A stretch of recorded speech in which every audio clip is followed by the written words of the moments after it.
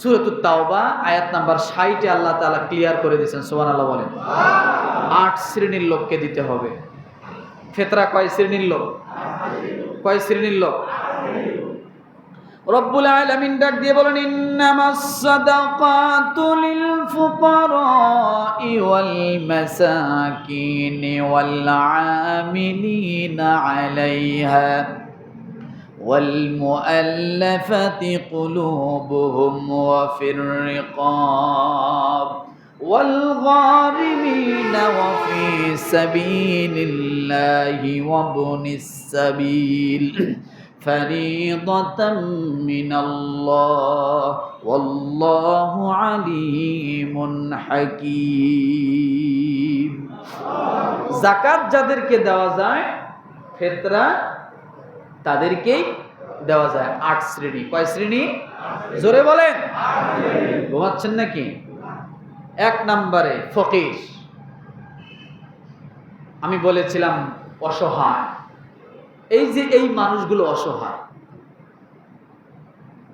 কিছু সময়ের জন্য যদি মানুষ অসহায়ত্ব পড়ে আর ওই সময় যদি তার খাদ্য বস্ত্র দরকার হয়, তাহলে তাকে দিতে হবে। অসহায় যারা, এই সমস্ত মানুষগুলো যাদের হয়তো ঘর বাড়ি আছে কিন্তু খাদ্য সামগ্রী তার ভালো, বাসস্থান তার ভালো, বস্ত্র তার ভালো নাই। ঘর বাড়ি আছে, এমনও মানুষ আছে, চাকরি আছে, কিন্তু এমন চাকরি করে মাস গেলে 7-8 হাজার টাকা বেতন পায়, ঘর ভাড়া দিয়া বাচ্চা কাচ্চা নিয়ে সংসার চালায়া কিছুই থাকে না, প্রতি মাসের দোকানের বাকি খালি জমা হইতেই থাকে। আছে না নেই? এমন আছে না? এই মানুষটাও অসহায়। খালি চাকরি থাকলেই সহায় হয় না, চাকরি থাকলেই সহায় হয় না, ব্যবসা থাকলেই সহায় হয় না। ব্যবসা করতেছে ঠিক, কিন্তু লসের ভিতরে যাচ্ছে, চেষ্টা করে লাভবান হতে পারতেছে না। আছে না নেই? এই মানুষগুলো অসহায়।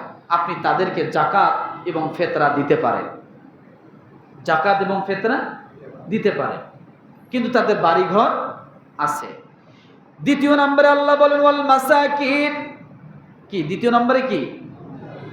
ওয়াল মাসাকিন, মিসকিন। মিসকিন কারা? নিঃস্ব। তাহলে বোঝেন, অসহায় আর নিঃস্ব দুইটা কিন্তু দুই ক্যাটাগরি। অসহায়ের কিছু আছে, কিছু নাই। বুঝাইতে পারছি? আর মিসকিন কে? নিঃস্ব।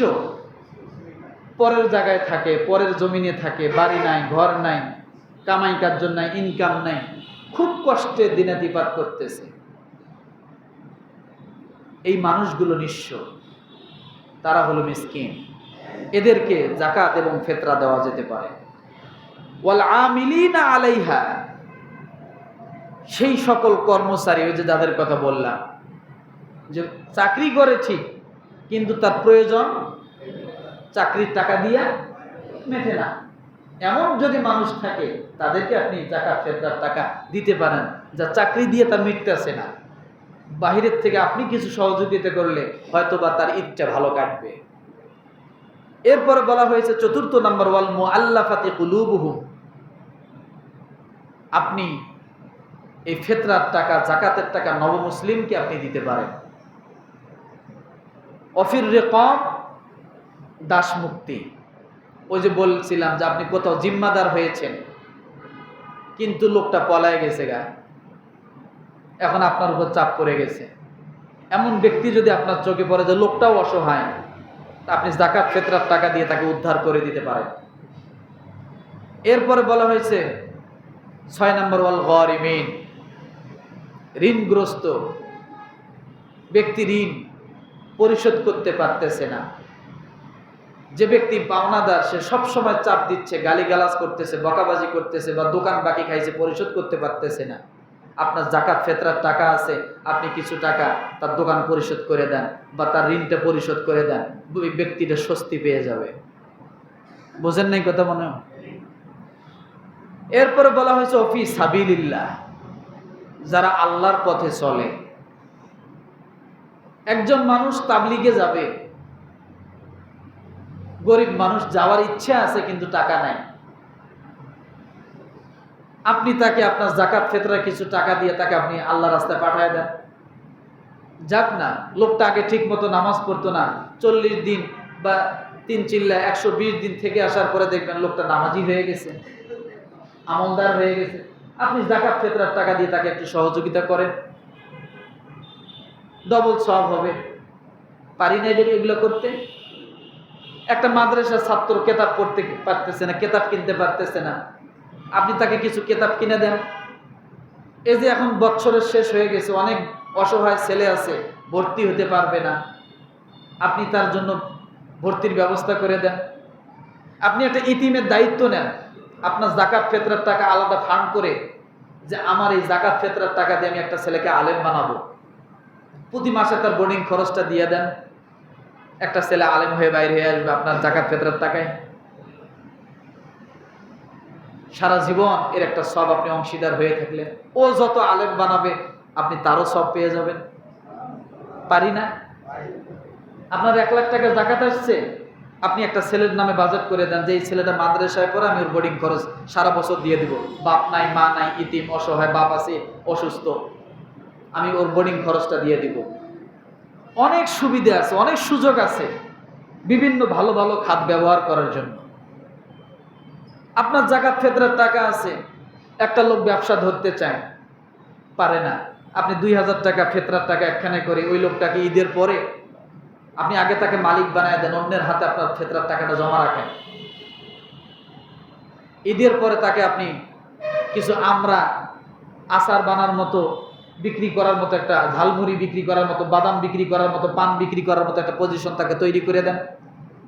আপনার ফিতরার টাকা দিয়ে সে একটা ব্যবসায়ী হয়ে যাবে, হোক না ছোট। তাই কি হয়েছে, মাসে দিনে 500 টাকা তো কামাবে, 400-500 টাকা তো কামাবে, পরিবারটা চলে যাবে। পারি না? এভাবে পারি। এই জিনিসগুলো আমরা যদি একটু লক্ষ্য করি তাহলে আমাদের জন্য কি সহজ হয়ে যায়। কিন্তু আমরা কিন্তু এটা করি না, যে প্রত্যেক দিন হাত পাতবে আমরা তাকে দিব। কাপড় একখান কিনে দিছি, যা পরার কোনো উপায় নেই, পরলে ঢাকা বাংলাদেশ সব দেখা যায়, এমন কাপড় কিনে দিছি আমরা, আছে না নাই?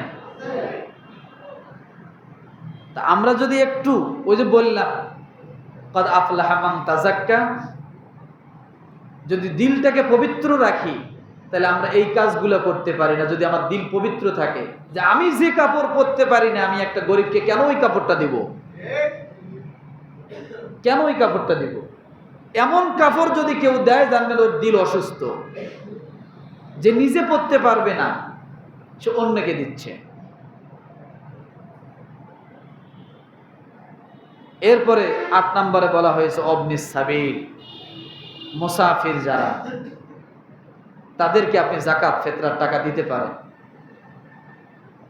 যারা মুসাফির হালতে বিপদে পড়ে যায়, পকেট মেরে টাকা নিয়ে গেছে বা হারায় গেছে, মনে ভুলে গাড়িতে ফালাই থুই আইছে, ছিনতাইকারী ধরে নিয়ে গেছে, এমন ব্যক্তি যদি দূরত্ব কোথাও চলে যায়, সে যদি মুসাফির হয়, আপনি জাকাত ফিতরার টাকা তাকে কি করতে পারে, দিয়ে সহযোগিতা করতে পারে।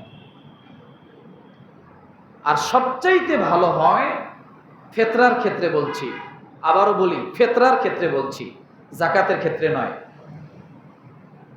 যে আপনি তার এক বেলা সুন্দর মতো পরিবারকে নিয়ে খাইতে পারে এমন বাজার সদাই করে দিলে, সেটা কয় টাকা লাগলো এটা বিষয় না, এখানে আর ফিতরা হিসাব করবেন না। কারণ ফিতরা তো 120 টাকা থেকে নিয়ে 3000 টাকা পর্যন্ত এবার বাংলাদেশে আসছে। কত? সর্বনিম্ন কত? সর্বোচ্চ কত? 3000। এটা পরিমাপে আরো বেশি হয়। ওই যে বলেছিলাম যে আপনি পুরা মাস 90 টাকা কেজি চাউল খাইছেন, আর ফিতরা দেওয়ার সময় 30 টাকা কেজি চাউল আপনি হিসাব করবেন, এই ধোঁকাবাজি করবেন না। আপনি যে শ্রেণীর মানুষ, আপনার ফিতরাটা ওই শ্রেণীরই হবে। আপনি সাহেব, আপনার ফিতরাও সাহেব হবে। আপনি গরিব, আপনার ফিতরাটা গরিবানা হালে হবে, ওই যে 120 টাকা। বুঝতে পারছি? আপনি ব্যক্তি যেমন, আপনার ব্যক্তিত্ব যেমন, আপনার স্ট্যাটাস যেমন, আপনার ফেতরাটাও ওই কোয়ালিটিরই হতে হবে। কথা বোঝেন নাই? 3000 টাকার কেজির আপনি খেজুর খাইলেন, 1800 টাকার খেজুর খাইলেন, আর ফেতরা দেওয়ার সময় আপনি 100 টাকার খেজুরের হিসেব করবেন, হলো না, হলো না, আপনার জন্য হলো না। তাহলে বুঝাইতে পারছি? আপনি যেমন খাবেন ওই ধরনের খাবারের কোয়ালিটি অন্যকে দেওয়ার চেষ্টা করবেন, সেটাই হবে প্রকৃত ফেতরা আদায়। পারবো? তাহলে ফেতরা কখন দিব? ঈদের নামাজ পড়ে আসিয়া, ঈদের নামাজের আগে। দেখেন আল্লাহর কি বিধান। ঈদুল ফিতরের সময় আল্লাহ বলেছেন কদ আফলাহা মান তাযাক্কা ওয়া যাকারা ইসমা রাব্বিহি ফাসাল্লা। আগে ফিতরা দাও, তারপরে ঈদের নামাজে যাও। তার মানে কি জানেন? আগে গরিব মানুষের পেট ভরাও, তারপরে নামাজ পড়ে সিজদা দাও, তাহলে আমি আল্লাহর কাছে এই সিজদার ওজন হবে। গরিব মানুষ ক্ষুধার যন্ত্রণায় কাঁদতেছে, আর আপনি লাচ্চা সেমাই পেট ভরে খাইয়া ঈদের নামাজ পড়তে যান যায় নামাজ নিয়ে, তাও শেষে যায় প্রত্যম কাতারে। হ্যাঁ, আল্লাহ আপনার দিক তাকায় রয়েছে, আপনি কয় নাম্বার মুসলমান? রাগ করেন না, আপনি কয় নাম্বার মুসলমান? আল্লাহ আপনার মুখের দিক তাকায় রয়েছে, হারে যায় নামাজ নিয়ে পিছনে আসে সামনের কাতারে, আর তোমার বাড়ির পাশের গরিব মানুষটা 1 কেজি হাফ কেজি লাচ্চা কিনে 1 কেজি সেমাই কিনে খাবে, এই উপযুক্ত তার ছিল না, আপনি তার দিক তাকাইলেন না। আপনি এখন সেজদা দিয়ে আল্লাহকে টানিয়ে নামাবেন, আল্লাহকে আমার নামান লাগবে না, আমি দেখতেছি, আমি সামিউন বাসির, আমি দেখি আর শুনি। তাহলে ঈদুল ফিতরের সময় আল্লাহর বিধান কি? আগে ফিতরা, কথা বলে না? ঘুমাইয়া সেজদা দিতেছে, দেখেন এরকম করতেছে। আগে ফিতরা পরে আবার কুরবানিতে দেখেন কি আল্লাহ বিধান করেছে, ইন্না আ'তাইনাকাল কাউসার ফাসাল্লি লিরাব্বিকা ওয়ানহার ইন্না শানিআকা হুয়াল আবতার। আল্লাহর মুখ দিয়ে বেরাইলো না জোরে? কুরবানি ঈদে আল্লাহ বলেছে আগে নামাজ পরে কুরবানি। ফাসাল্লি, নামাজ পড়ো, রব্বিকা ওয়ানহার, তারপরে রবের উদ্দেশ্যে নামাজ কুরবানি করো। আগে নামাজ পরে কুরবানি। আর এই ঈদে, ঈদুল ফিতরে কি? আগে ফিতরা পরে নামাজ। সুবহানাল্লাহ বলে। দুইটাকে আল্লাহ সামঞ্জস্য রাখছেন, কারণ এই ঈদে গরিবকে খুশি করা সহজ, গরিবকে খুশি করা সহজ। আর এই ঈদে গরিবরা দুঃখী হয় বেশি, কারণ ওই ঈদে ব্রয়লার দিয়েও কুরবানির স্বাদ মিটায়। কথাটা বোঝেন নাই মনে হয়? ব্রয়লার দিয়ে কি করে? কুরবানির স্বাদ মিঠায়। কিন্তু এই ঈদে ব্রয়লারও কিনতে হবে, চিনি সেমাইও কিনতে হবে, ডবল খরচ। এই জন্য আল্লাহ বলে এই ঈদে আগে যেহেতু খরচ বেশি, এই জন্য আগে দাও, তারপরে নামাজে যাও। বোঝেন নাই মনে কথা? আর ওই ঈদে কি শুধু ব্রয়লার একটা কিনলেই কোরবানির স্বাদ পেয়ে গেল, আর এই ঈদে ব্রয়লার কিনলেই কি কোরবানির স্বাদ, মানে ঈদের স্বাদ পাওয়া যাবে? কি কি লাগবে? চিনি সেমাই তো লাগবেই। চিনি সেমাই নাই মানে ঈদ ব্যর্থ গেল, এরকমটা বলে না। এটা আমাদের মনের ধারণা, আর আল্লাহ এটা বোঝে। ওই জন্য বলছে যে তুমি আগে টাকা দাও, যাতে চিনিও কেনা পারে, সেমাই কিনতে পারে, খাবে, তারপরে কি করবে? নামাজে যাবে। তাহলে আমরা ফিতরা দিব তো? কত কত করে দিবেন?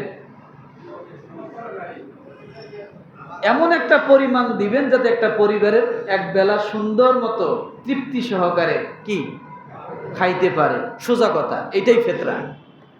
এখন আপনি হিসাব করেন তো, একটা পরিবারে যদি 3 জন লোক থাকে, স্বামী স্ত্রী একটা সন্তান যদি থাকে, বাংলাদেশের মানুষ যা চায় এক সন্তান, স্বামী আর স্ত্রী, তিনজন। এই তিনজন মানুষ খাইতে গেলে এক বেলা কতটুক পরিমাণ লাগতে পারে আপনার একটা হিসাব আছে না? মোটামুটি 1000 খানিক টাকা হলে একটা মুরগি, চিনি, সেমাই, হয়তো একটু পোলার চাল ডাল কিনে এক বেলা সুন্দর মতো খাইল, তাহলে তো ওই পরিমাণ দিতে হবে নাকি? কিন্তু আমরা যদি 5 টাকার নোট আর 10 টাকার নোট ভাঙাইয়া পকেটে ভরে না রাখি, মনে থাকবে? মনে থাকবে? যা দিব, যাকে দিব এমন ভাবে দিব যাতে সে সন্তুষ্ট হয়। সুবহানাল্লাহ। না কি বলেন? যাকেই দেই সেজন্য কি হয়? সন্তুষ্ট হয়। আল্লাহ তাআলা আমাদের সকলকে কবুল করুন। দ্বিতীয় নম্বরের কথা, অফিস আছে নাকি? হ্যাঁ, আছে আছে। কতগুলি ঈদের দিনে আমার তাড়া করে, হুজুর ঈদের নামাজটা তাড়াতাড়ি শেষ করেন, বলে কি অফিস আছে। যেদিন মরবে তার আগেও মনে অফিস শেষ হবে। আল্লাহ মাফ করুন। দ্বিতীয় নম্বরের কথা হলো, ভালো করে বোঝেন, আমরা ঈদের নামাজ পড়তে আসতে হবে নাকি? কয়টায় আসবেন? ঈদের নামাজ কয়টায় পড়লে ভালো হয়? কয়টায় বলেন তো দেখি? 8টায়। আমাদের এখানে ঈদের নামাজ 8টায় নাকি দেই? হ্যাঁ, আমাদের এখানে ঈদের নামাজ কয়টায়? ঈদুল ফিতরের জামাত 8টায়। মনে থাকবে তো? ঈদের চাঁদ যখন উঠবে, সর্বপ্রথম আমাদের একটা কাজ, সেটা হলো কিছু ফটকা কিনে রাখবেন। ওই যে হাসেন, হাসেন কেন? পোলা পালে টাকা দিবেন, যাও আতশবাজি, আতশ কেন, ফটকা মটকা কেন? চাঁদ দেখার সাথে কোনো কথা নেই, চাঁদরে একবার ফটকা মাইরে যেন উড়ে দেওয়া যায়। উঠছে কেন? এমন কিছু? আমরা যদি, আমাদের সমাজটা যদি সচেতন হতো, আমরা গার্ডিয়ানরা যদি সচেতন হতাম, আমাদের সন্তানরা এগুলো করতে পারতো না। কারণ এই চাঁদ ফটকা ফুটানোর জন্য না, এই চাঁদ আপনার জন্য শান্তি, নিরাপত্তা নিয়ে আসছে।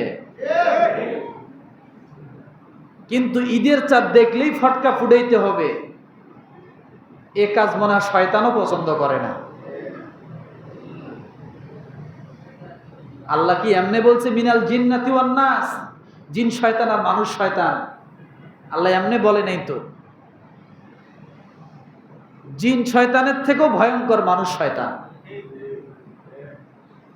এই কাজগুলো করব নাকি আমরা? করতে দিব? দিব না। কোনো ফটকা ফুটানো যাবে না, অনেক মানুষের ক্ষতি হয়।